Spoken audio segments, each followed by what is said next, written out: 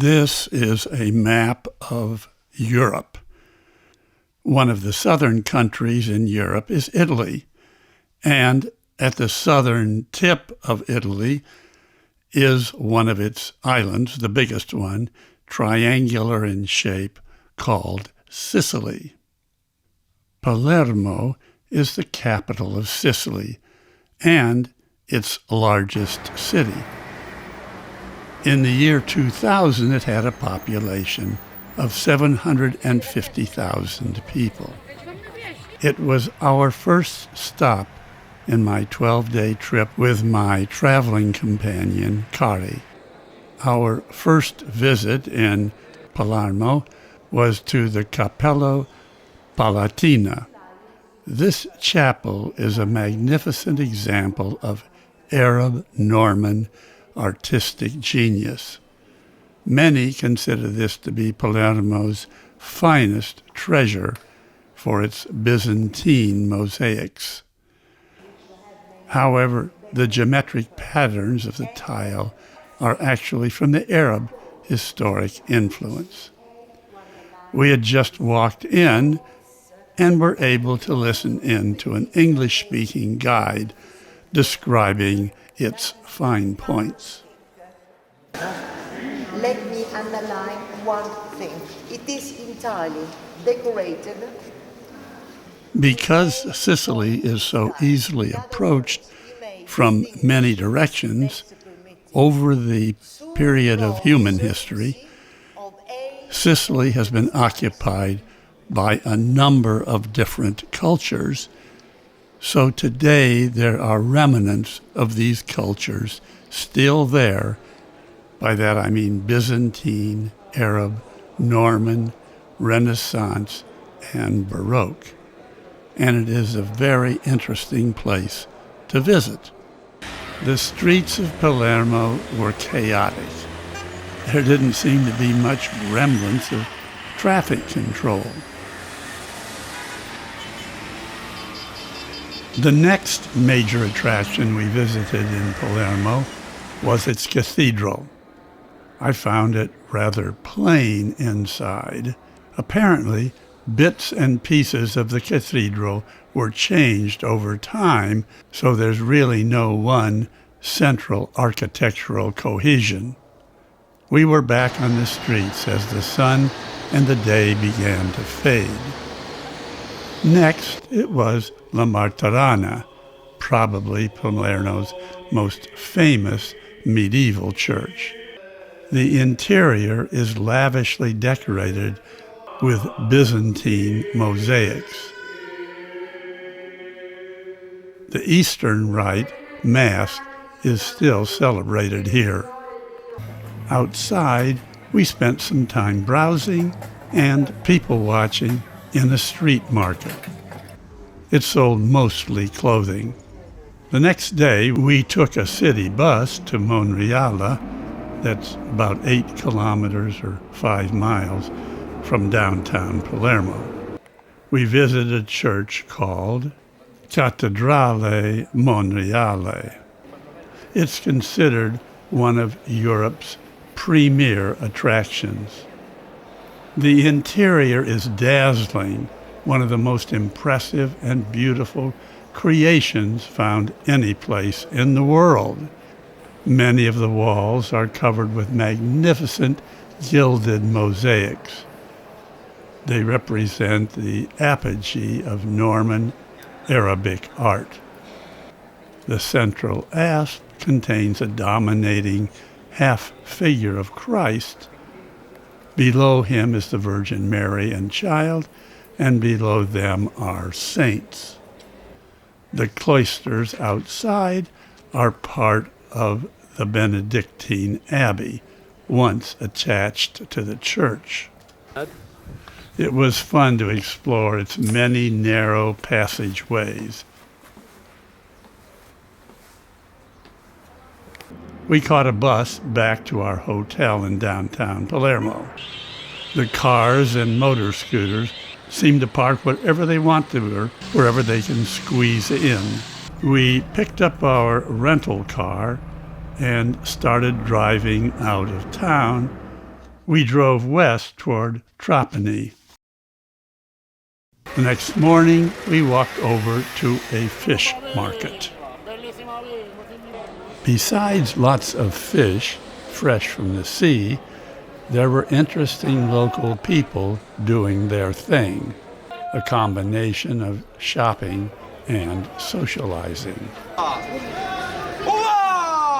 They also had fresh produce for sale.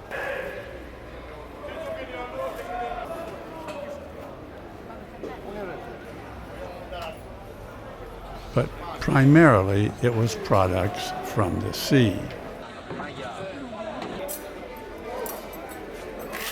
From Trapani, we drove a short distance to Erice. It still has the medieval atmosphere. We enjoyed walking up and up the stone-paved streets. We spent some time at a local bakery trying out our Italian to get some whole wheat bread. Questa farina è bianca. Farina bianca. Ok. Quanti? Due? There were birds, flowers, and tourists. Then we drove to Segesta. It has a mausoleum at the top of a hill. The outstanding feature there is the Doric temple dating from 430 before Christ. It's remarkably well preserved.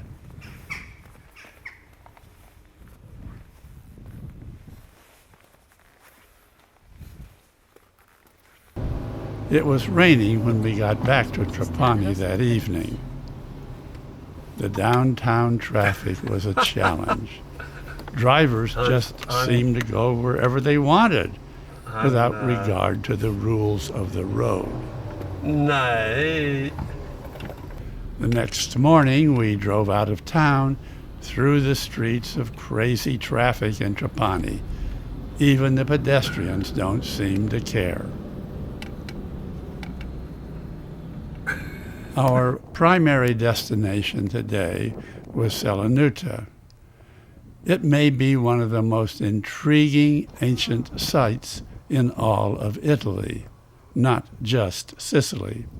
At one time, it had 165,000 residents and represented the farthest of the Greek move into the Western Mediterranean. This is a very large area to cover on foot and has a number of temples in various stages of ruin. One has been restored. The temples are named A, B, C, D, E, and so forth. You have to be a real history buff and architectural buff to even begin to appreciate all that is here. We drove to Agrigento. Our hotel room provided us with a preview of what was to come, the spectacular Valley of the Temples. This is one of Sicily's premier attractions. There are remains of many temples here. Most were damaged by earthquakes, thieves, and time. One was restored to its original form in 1748. The other temples are in various stages of decay and dismemberment. Still, they're an amazing reminder of a thriving and aesthetic community hundreds of years before Christ. The position of some of these temples on the landscape is certainly breathtaking. Now, I don't understand how the ancient people were able to move these very big, heavy stones and place them so exactly to create these works of art. When we left Agrigento, it began to rain and hail. I decided to park and wait out the storm. Sure looked dangerous to drive to me. The weather cleared, we had beautiful skies. But a farmer's herd of sheep really slowed us down. Our next stop was Ina. Before getting there, we explored Caltanissetta, a town with a one-way, narrow main street going up and up and up. There was a nice view on top, and there's a 17th century cathedral on top also. The next day, we looked out the window of our hotel in Ina and saw a picturesque town. There seemed to be lots of high-rise structures in this hilly town. Then it was off to the walled castle at the top of the hill and the town. It's called the Castello di Lombardia. It dominates the eastern side of Ina.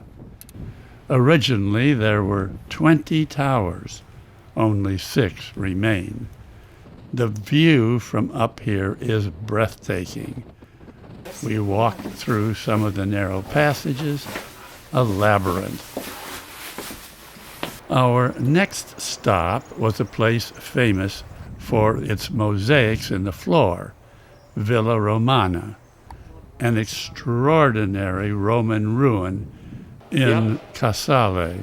It was a huge country residence for a wealthy Roman with extensive polychrome mosaics in the floor. The buildings date from the early 4th century. Around the 12th century, this whole area was buried in a landslide which left the villa under 30 feet of mud. Excavation was attempted over a period of time, but it wasn't until 1950 that the main structure was open. The work continues today. Tourists use specially built walkways so they won't damage the remaining exposed mosaics. Next, we visited the cathedral in the town of Piazza Armenia. Behind the blue and white interior's altar, where a ceremony was going on, was a copy of a Byzantine painting called Madonna delle Vittorie, or Virgin of Victories. Now, the town of Caltagirone is famous for its ceramics. The earliest settlers here did terracotta work. In the 10th century, with the arrival of the Arabs, the industry really became a force. They introduced colors, particularly yellows and blues. These steps, 142 of them, are hand-painted, and no two are the same. The steps go up and up. Kari does ceramics herself and was particularly interested in this art. Wow, it was a long walk up. The next morning we were in Siracusa, a town on the eastern tip of Sicily. Several of the important sites in this town are on a small island attached to the city called Ortegia. The cathedral is really the remains of a temple, a Doric temple, dedicated to Athena and built in the 5th century BC. You have to know what you're looking for to spot these vestiges of Sicily's early history. I couldn't. There are a number of other Greek ruins in the vicinity of Siracusa. There's the white Greek theater built in the 3rd century BC, hewn out of existing rock. Plays were staged here. It had the capacity of 16,000 people. Amazing. Almost next door, there is a cave carved out of limestone by prisoners of war. It's huge. It's 65 feet high, 200 feet long, and 15 to 30 feet wide. It's shaped like an ear, and it's famous for its acoustics. The school kids here loved it. Also in this same area is a Roman-built amphitheater. It's the third largest amphitheater in all of Italy and was built in the 2nd century A.D. It was used for gladiator contests and horse races. The place was largely decimated in the 16th century when many of the stones were used to build the city walls around Ortigia. Of course, there are tourist shops near every important archaeological site.